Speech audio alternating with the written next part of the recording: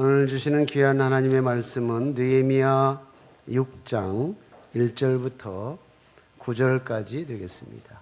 느헤미야서 6장 1절부터 9절까지 되겠습니다. 제가 먼저 1절을 읽겠습니다. 산발랏과 도비아와 아라비아 사람 게셈과 그 나머지 우리의 원수들이 내가 성벽을 건축하여 허물어진 틈을 남기지 아니하였다 함을 들었는데 그때는 내가 아직 성문에 문짝을 달지 못한 때였더라. 산발랏과 게셈이 내게 사람을 보내어 이르기를 오라 우리가 오노 평지 한 촌에서 서로 만나자 하니 실상은 나를 해하고자 함이었더라. 내가 곧 그들에게 사자들을 보내어 이르기를 내가 이제 큰 역사를 하니 내려가지 못하겠노라. 어찌하여 역사를 중지하게 하고 너희에게로 내려가겠느냐 하매 그들이 4번이나 이같이 내게 사람을 보내되 나는 똑같이 대답하였는데 산발랏이 5번째는 그 종자의 손에 봉하지 않은 편지를 들려 내게 보냈는데 그 글에 이르기를 이방 중에도 소문이 있고 가스무에 말하기를 너와 유다 사람들이 모반하려 하여 성벽을 건축한다 하나니 내가 그 말과 같이 왕이 되려 하는도다. 또 내가 선지자를 세워 예루살렘에서 너를 들어 선전하기를 유다의 왕이 있다 하게 하였으니 지금 이 말이 왕에게 들릴지라. 그런즉 너는 이제 오라 함께 의논하자 하였기로 내가 사람을 보내어 그에게 이르기를 내가 말한 바 이런 일은 없는 일이요 내 마음에서 지어낸 것이라 하였나니 함께 이는 그들이 다 우리를 두렵게 하고자 하여 말하기를 그들의 손이 피곤하여 역사를 중지하고 이루지 못하리라 함이라. 이제 내 손을 힘있게 하옵소서 하였노라. 아멘.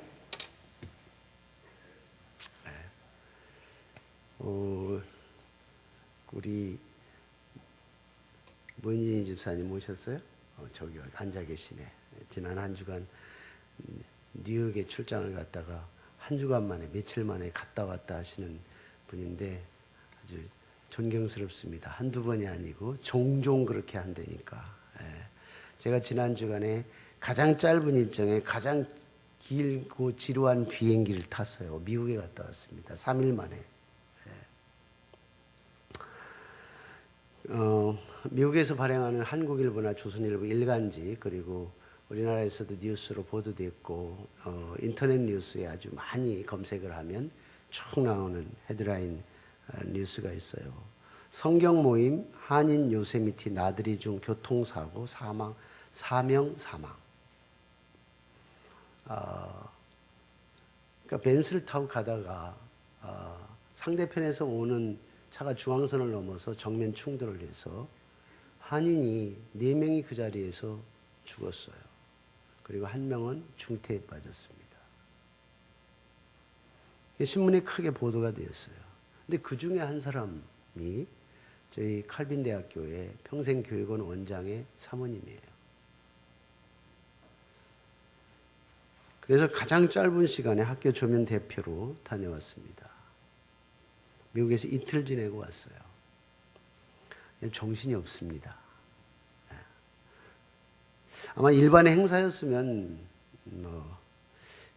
보편적으로 생각하면 가기도 좀 쉽지 않은 거다 이런 생각이 드는데 사실은 또 어제 토요일 우리 장안교 행사가 있었잖아요. 그래서 5시, 6시에 공항에 도착을 했어요. 비행기를 탔는데 바람이 좀 세게 불어서 한 1시간 정도 연착이 됐습니다.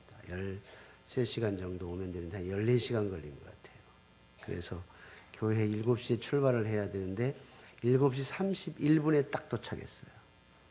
그래서 대형 버스 2대가 기다리고 있는데 얼마나 미안하고 죄송스러운지. 사실 피곤한 것도 있고 그래서 보편적으로 생각할 때는 일반 행사면 참석 안 했을 건데 제가 생각할 때는 우리 가족의 행사니까 뭐 피곤해도 함께 하는 게 좋겠다 이런 생각을 했습니다. 제가 자동 버스를 딱 타니까 장로님들이 이렇게 몰려오더니 자리가 없는데요? 그러는 거예요. 네. 그래서 제가 보고를 받았거든요. 대형버스 2대면 한 10명 정도 모자란 자리가 남는다. 뭐 이래 보고를 받았는데 웬 자리가 없다고. 그러니까 에이 무슨 농담을 하고 그냥 털퍼가 앉으니까 장로님들의 의도는 좀 저를 억지로 밀어내서 가지 못하게 좀 편히 쉬게 하려고 했던 생각이었던 것 같습니다. 감사하죠.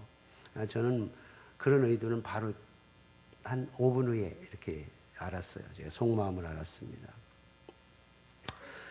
제가 이제 이런 짧은 일정에 장례 조문을 하고, 이 장례도 사실은 다음 주 화요일 날 시신 수습이 안 돼가지고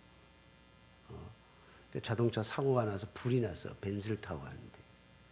그래서 이게 24일 날 사고가 났는데 연락받긴 27일 날 연락받았으니까 신원을 확인하는데 며칠 걸린 거예요.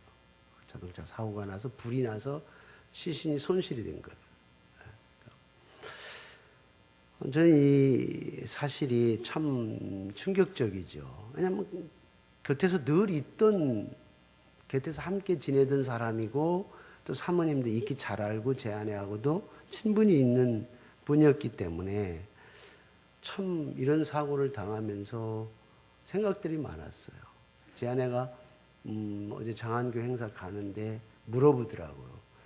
이런 일을 당하고 나서 당신이 무슨 생각이 들었어요? 아주 그런 공교롭게 질문을 해요. 나름대로 저도 참, 어찌 이런 일이 일어날 수 있을까 하는 생각이 들었어요. 두 아이를 키우기 위해서 막내 아들이 5학년 때, 물론 미국에 유학 가서 두 아이들을 낳았기 때문에 미국 시민권을 다 가지고 있어요. 두 아이를 키우기 위해서 남편과 떨어져서 오랫동안 힘들고 어려운 시간들을 지냈어요. 이제 나이는 58세밖에 안 됐어요. 이제 큰아이는 대학 졸업했고 작은 아이는 이제 대학 얼마 안 있으면 이제 한 1년 정도 있으면 졸업을 하게 돼요. 그 과정을 어떻게 우리가 설명하겠어요? 어려운 환경 속에서 정말 힘들게 아이들을 키우기 위해서 고군분투하고 고생을 그냥 즐거움으로 감내했던 그런 삶이었는데 어느 날 갑자기 자동차 사고로 세상을 탁 떠났어요. 그 사건을 접하면서 딱 한마디로 정리를 이렇게 했어요. 잘 살아야 되겠구나. 정말 시간을 잘 살아야 되겠구나 하는 생각이 들더라고요. 물론 이거 다 알고 있는 사실이에요. 이게 뭐 새로운 이야기는 아닙니다. 그러나 사건 앞에서 느끼는 그 강한 충격은 잘 살아야 되겠구나. 시간이 내 시간이 아니구나. 늘 앞에 있는 시간이 내게 보장된 시간이 아니구나. 그런 생각이 드는 거예요. 내가 지금 가는 이 길이 마지막 여행일 수도 있다. 그러니 얼마나 성실하게 살아야 되겠다. 뭐 이런 생각 안 하겠어요? 참 성실하게 살아야 되겠구나. 한순간도 하나님의 인도하심이 없이는 우리가 살 수 없는 인생이구나. 이런 생각이 들어요. 그래서 인생의 성공의 근원이 어디 있느냐? 인생의 성공의 근원이 하나님의 손길에 있구나. 믿음에 있구나. 이런 생각이 들어요. 공교롭게도 우리가 느헤미야를 우리가 1장, 2장, 3장, 4장, 5장을 거쳐서 느헤미야의 리더십과 그리고 하나님의 사람이 어떻게 우리의 삶을 하나님이 기뻐하시는 대로 이끌어갈 것인가를 한 주간 우리가 살펴보는 가운데 오늘 느헤미야 6장에도 동일한 이야기를 하고 있어요. 인생의 성공은 그 근원은 어디에 있느냐? 믿음에 있다는 거예요. 믿음이 깨지면 아무것도 아니래요. 여러분, 느헤미야를 통해서 예루살렘 성벽을 재건하는 것이 하나님의 뜻일까요? 아닐까요? 당연히 하나님의 뜻이죠. 당연히 하나님의 뜻이에요. 그리고 그것은 아주 누구든지 믿음의 사람의 눈으로 볼 때는 거룩한 사역이에요. 천사에게 맡기지 아니하고 천사도 흠모하는 사명자를 불러서 하나님의 사역을 맡겨 그 일을 일컬어서 우리가 거룩한 사역이라고 말할 수 없는 사람이 어디 있겠어요? 정말 이 거룩한 사역이란 말이에요. 네. 그렇다면 이런 하나님의 일들이, 하나님 나라의 역사와 사역들이 우리 앞에 펼쳐져 갈 적에 그것이 하나님이 도와주셔야 하고 순조롭게 진행되어야 하는 것이 당연한 일이 아니겠느냐는 거예요. 여러분, 그렇습니까? 문제는 그렇지 않다는 거예요. 계속해서 그 이야기를 하고 있어요. 정말 그렇지 않다는 거예요. 하나님 나라의 사역과 그 역사가 계속해서 사탄의 공격을 받고 있다는 거예요. 수많은 장애물들이 앞에 놓여 있고 그 일을 이루기 위해서는 많은 첩첩산중 앞에 놓여 있는 장애물들을 헤쳐 넘어가야 되는 과정이 필요하다는 거예요. 이게 오늘 본문에서 보여주는 중요한 컨텐츠예요. 한마디로 하나님 나라의 역사라고 해서 그렇게 쉽게 이루어지지는 않는다는 거예요. 시온의 대류가 열리고 그냥 내가 생각하는 것처럼 일사천리로 모든 문제가 해결되고 우리는 마지막까지도 해피엔딩으로 그 일을 쉽게 마무리 질 수는 없다는 얘기입니다. 대표적으로 예수님께서 사탄 마귀 권세의 그 모든 활동을 장악했죠. 정복을 했습니다. 사탄 마귀 권세의 권력을 우리 예수님께서 다 물리치시고 정복을 해냈어요. 그런데 그 승리가 우리가 삶을 살아가는 삶의 자리에서도 그냥 거저로 무조건 이루어지느냐? 그게 아니라는 거예요. 우리가 정말 성실한 믿음을 갖고 최선을 다하고 죽도록 충성하고 열심히 하나님 나라를 위해서 살았는데 사탄과 마귀의 그런 공격들이 찾아오지 않고 그렇지는 않다는 거예요. 여전히 사탄과 마귀와의 전쟁이 선포되고 그 과정을 우리는 감수해야 된다는 거예요. 한 번이 아니에요. 오늘 성경에 보니까 5번 이 얘기가 나와요. 오늘 4절 5절을 여러분 한번 같이 봐요. 오늘 본문 4절 5절인데 4절에 보니까 그들이 4번이나 이같이 내게 사람을 보내되 나는 똑같이 대답하였더니 산발랏이 5번째는 그 종자의 손에 봉하지 않은 편지를 들려 내게 보냈는데 이렇게 5번까지 계속 왔던 공격이. 이게 무슨 얘기냐면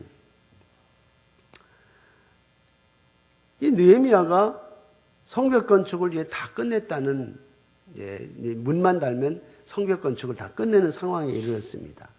근데 이걸 계속해서 방해하던 사람들이 있었어요.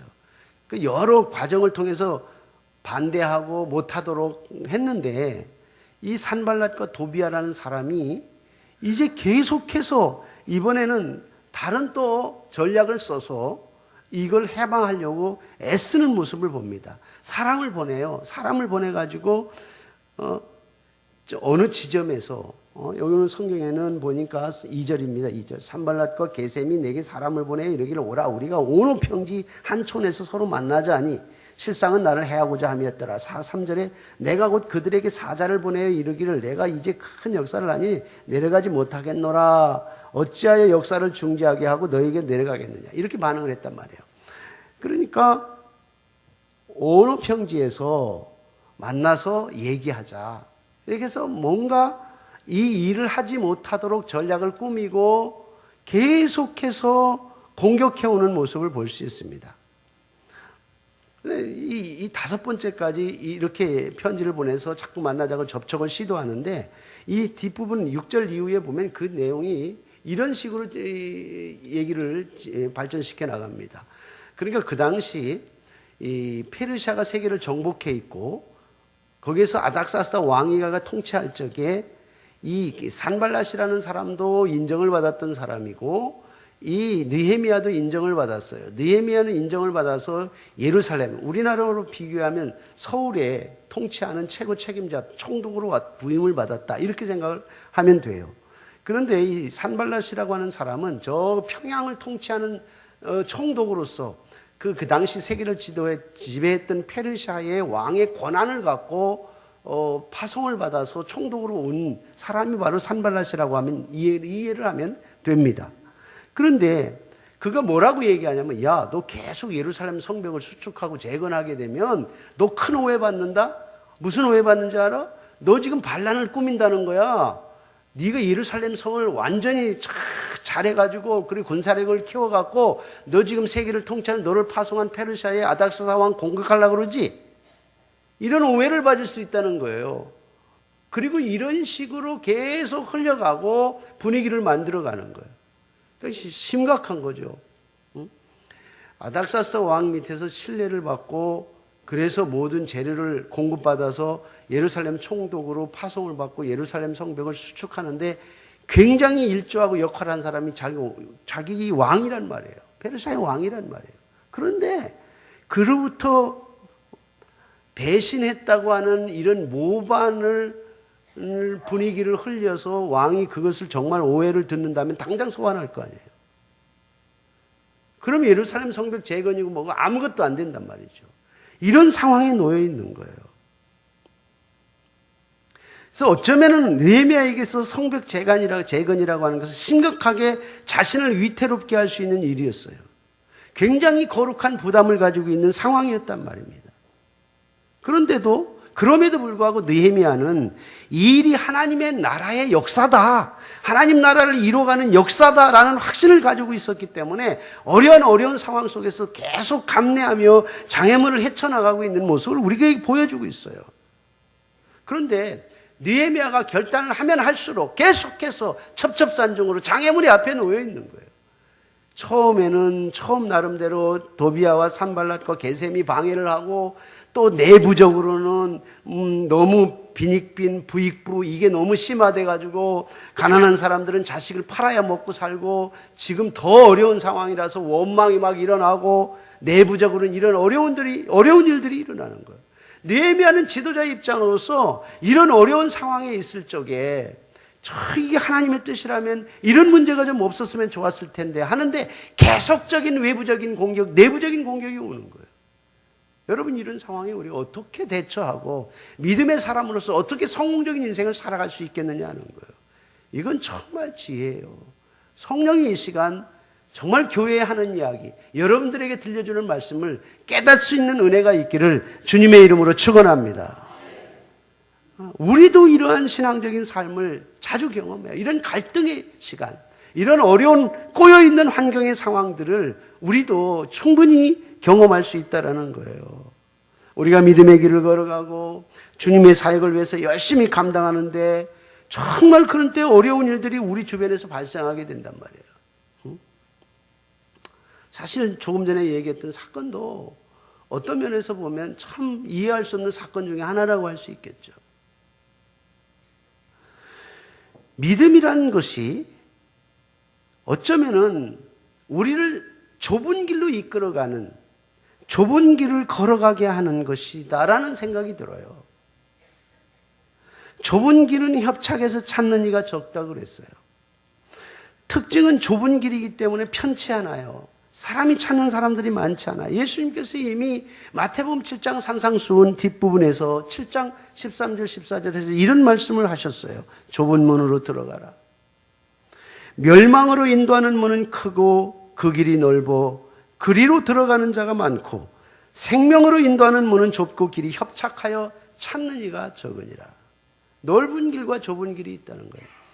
근데 우리가 믿음의 길을 걸어간다는 것은 좁은 길을 걸어가는 것과 같은 의미를 가지고 있다, 이런 말씀을 하셨단 말이에요.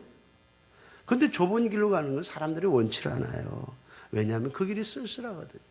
그 길이 외롭거든요. 그 길은 좁아서 작은 장애물에 앞에 부딪히면은 이 가기가 힘들어요. 그리고 이런 어려움이 있으면 하나님께서 즉시 해결해 주시면 얼마나 좋겠어요? 누구든지 가죠? 그런데 즉시 해결해 주시지 않아요. 기다리게 해요. 심지어는 우리가 서로 위로가 되고 격려가 되어야 할 공동체 안에서도 여러 가지 이야기들을 해요. 이런 이야기로 낙심하게 하고 저런 이야기로 낙심하게 하기도 해요. 의심의 눈초리로 보기도 하고 그런 사건들에 대해서 불평하기도 하고, 야, 누가 그렇게 살면 누가 좀 알아준다니? 뭐 그렇게 잘난 체 하면 사는 거야? 야, 일단 우리가 먼저 먹고 살아야 되는 거 아니야? 우리가 먼저 살고 나서 다음에 이웃을 챙기든지 주변을 돌아보든지 그렇게 해야 되는 거 아니야? 뭐가 그렇게 잘났어? 사실 우리가 이런 어려움을 계속 부딪히면 옳은 얘기예요.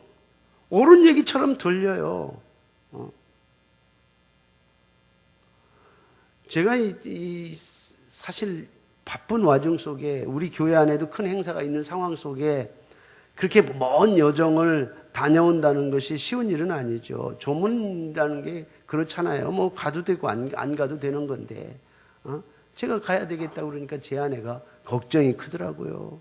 뭐 꼭 그렇게 해야 되는 거냐고. 주변에 당신밖에 없냐고. 교회 일은 어떻게 할 거냐고. 오직 교회 생각이 커요. 수많은 사람들 중에 사람이 그렇게 없냐고. 충분히 그런 게 틀린 얘기는 아니죠. 맞는 얘기라고 생각이 돼요. 그런데 중요한 일은 적어도 하나님께서 한 사람을 뽑아서 어떤 사명을 주었다면 그건 하나님의 사역이고 하나님의 뜻이라고 저는 생각하는 거예요. 하나님께서 너를 시켰다. 너를 이 일을 하도록 했다. 그것이 교회 내의 중요한 행사든 아니면 교회 밖에 어떤 사람의 이야기든 아니면 국제적인 일이든 아니면 국가의 일이든 학교의 일이든 한 사람을 하나님이 불러서 사명자로 쓰신다면 그 사람은 어디 있든지 그 말을 순종하고 따라가야 된다고 생각해요. 그게 하나님이 원하시는 방법이죠. 저는 왜 부담이 없겠어요? 토요일 날 새벽에 도착해서 장안교 가려고 하니까 깜깜하더라고요. 일주일 내내 말씀 준비해서 주일날 설교해야 되는데 수백 명이 말씀을 기다리면서 1시간 저였으면 다 세상 집어치우고 예배드리고 말씀의 은혜 받기 위해서 준비해서 교회에 오는데 그래 국수나 끓여야 되고 라면이나 끓여야 되고 인스턴트 식품이나 들이대고 그러면 되겠냐. 그건 제가 평생 생각하는 마음이에요. 가장 큰 부담 중에 하나입니다. 왜 그런 부담이 없겠어요? 더군다나 장안기 저기 무주까지 갔다 와야 되는데 스케줄을 얘기를 하는데 9시 반에 도착을 한다고 하는데 깜깜하더라고. 진행하는 집사님이 얘기하는데 저는 한 5시쯤 왔으면 좋겠는데 근데 일정이 그렇잖아요. 사실은 가서 여기도 여기도. 그 나중에는 한 코스도 빼고 왔는데도 저녁 9시 한 5분쯤에 도착했어요. 저녁 9시 5분쯤. 이게 얼마나 제가 송구한 마음, 미안한 마음으로 이 자리에 쓰는 거예요. 사실은 이건 아닌데. 정말 소중한 말씀을 머리끝부터 발끝까지 그걸 잘 새겨놓고 그걸 정말 잘 정리하고 엑기스 같은 말씀을 제 능력 안에서 더 이상 잘할 수는 없는 것이고 적어도 가지고 있는 능력 안에서는 최대한 준비해서 좋은 말씀을 정리해서 하나님의 말씀을 선포해야 되는 것이 제 도리이고 책임이잖아요. 그런 부담감이 없지 않아 크지만은 그래서 이런 일이 저런 일이 생길 때마다 갈등이 생겨요. 의심하게 되기도 하고 남들이 다 하는 거 슬쩍슬쩍 쳐다보게 되고 편한 생각도 하게 되고 누가 알아주지도 않는 건데 굳이 이런 일까지 해야 되냐 이런 생각도 들고. 그런데 중요한 것은 하나님이 뽑아서 이 일을 하게 했다는 생각이 제 마음속에 꽂히는 거예요. 누가 뭐라고 해도 내가 있어야 할 자리, 해야 할 것은 해야 한다는 거예요. 오늘 느헤미야를 보세요. 느헤미야 입장이 오늘 9절 마지막 말씀인데요. 이렇게 정리를 해요. 느헤미야가 사건을 이렇게 정리합니다. 이는 그들이 다 우리를 두렵게 하고자 하여 말하기를 그들의 손이 피곤하여 역사를 중지하고 이루지 못하리라 함이라. 이제 내 손을 힘있게 하옵소서 하였노라. 느헤미야의 마지막 소원은 하나님의 믿음으로 감당하게 하옵소서. 정말 위험합니다. 정말 위험한 위기거든요. 근데 이 위기를 어떤 것을 우선순위로 해서 일 처리를 해야 될 것인가 느헤미야가 모르는 사람이 아니에요. 그 상황에서 그 일을 못하게 방해 공작하는 여러 가지 사건들을 느헤미야가 모르는 게 아니에요. 그 공격이 얼마나 강하다는 것도 알아요. 내가 감당할 수 없다는 것도 알아요. 그래서 마지막 그가 하는 것은 하나님 내 손에 힘에 있게 하옵소서. 이거는 하나님이 하시는 일입니다. 하나님 내가 믿음으로 합니다. 믿음이 연약해지지 않게 하시고 그 주변 사람들의 소리를 듣지 않게 하시고 하나님이 나를 불러서 이 사역을 시켰다면 이 사역이 마지막 끝날 때까지 갈 수 있도록 나에게 힘을 주시옵소서. 이거예요. 내가 할 수 있습니다. 믿음이 할 수 있습니다라는 거예요. 그래서 성공의 근원은 믿음에 있다고 정한 거예요. 오늘 제목이 그거 아니에요. 인생의 성공의 근원은 믿음 속에 있다. 여러분, 우리의 성공은 믿음 여하에 달려있는 거예요. 믿음이 있으면 성공하는 것이고 믿음이 없으면 실패하는 거예요. 우리의 믿음은 하나님의 전능하신 손을 의지하는 거예요. 우리가 사람의 소리, 세상의 소리 이런 것에 흔들리지 않는 것은 오직 믿음밖에 없어요. 마음이 갈대 아니에요. 갈대. 마음은 갈대가 돼요. 환경에 흔들리고 사람의 소리에 흔들리고 주변의 여러 가지 여건들에 의해서 흔들려요. 굉장히 흔들리기 쉽습니다.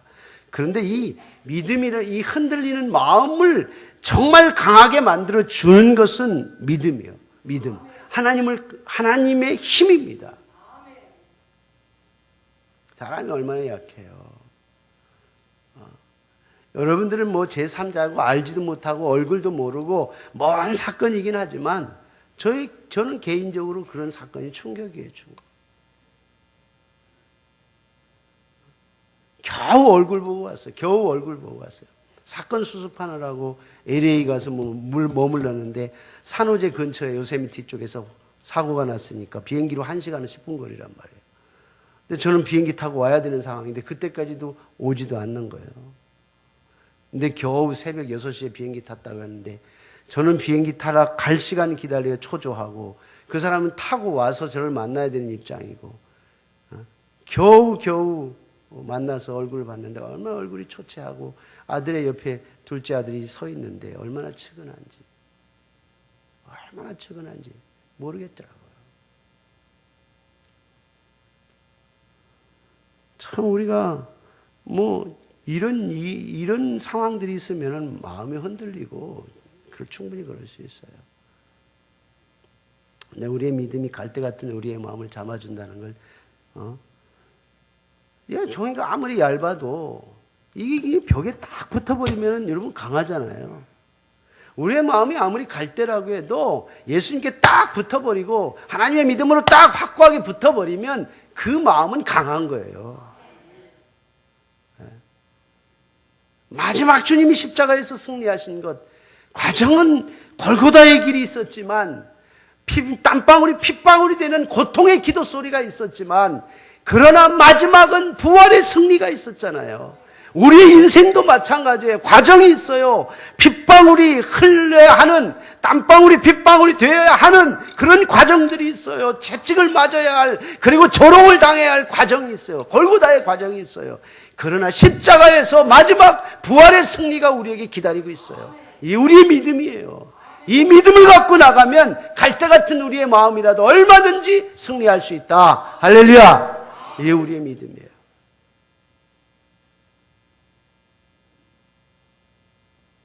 다 두렵게 하지만, 그래서 우리가 이 성벽 건축하는 걸 다 놓게 하지만, 그러나 내 손에 힘이 있게 하옵소서. 이 말은 믿음으로 가게 하옵소서. 그런 말이에요.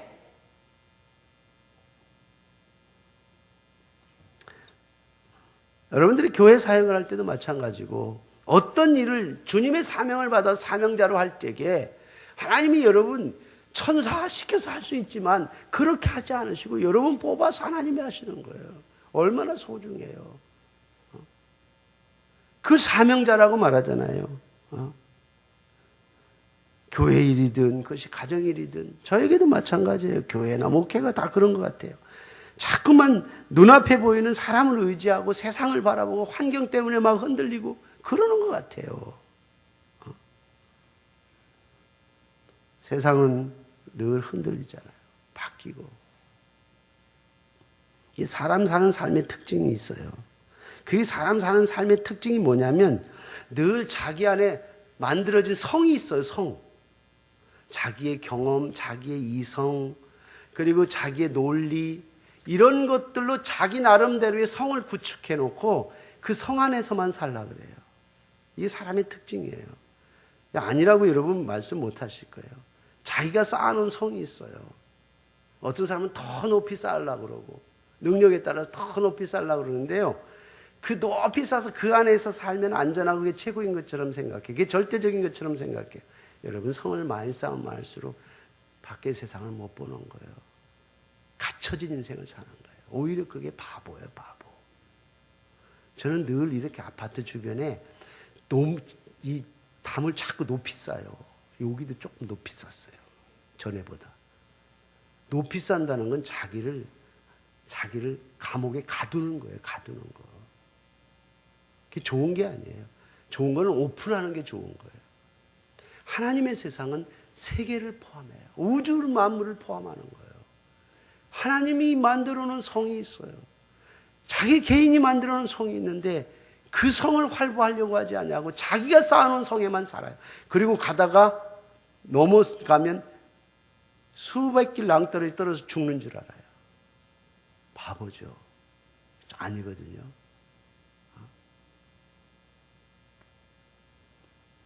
그래서 우리는 늘 우리가 가지고 만들어 놓은 카테고리를 벗어나 깨는 제2의 갈릴레오 같은 혁명이 우리 속에 일어나야 돼요. 이게 우리에게 필요한 거예요. 내 기준으로 살면 남이 하는 모든 것이 우습게 보이고요, 불안하게 보이고 어렵게 생각이 들고 답답하게 느껴지는 거예요. 그래서 이렇게 딱 현실의 눈을 뜨고 보면 매사가 부정적이고 불만투성이가 될 수 있다는 거예요. 여러분, 이 세상은 내 틀대로 되어가는 게 아닙니다. 하나님 뜻대로 진행되는 거예요.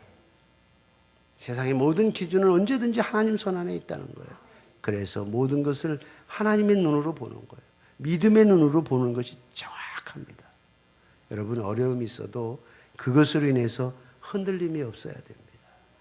누구에게도 밀리지 않는 거룩하고 당당한 자신감, 이거 믿음에 있어요. 믿음.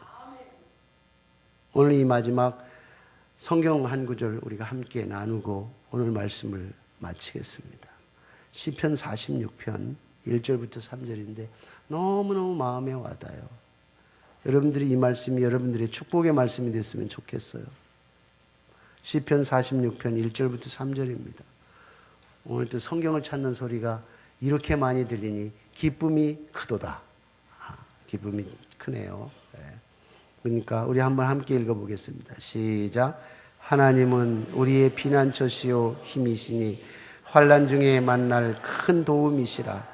그러므로 땅이 변하든지 산이 흔들려 바닷 가운데에 빠지든지 바닷물이 솟아나고 뛰놀든지 그것이 넘침으로 산이 흔들릴지라도 우리는 두려워하지 아니하리로다. 아멘.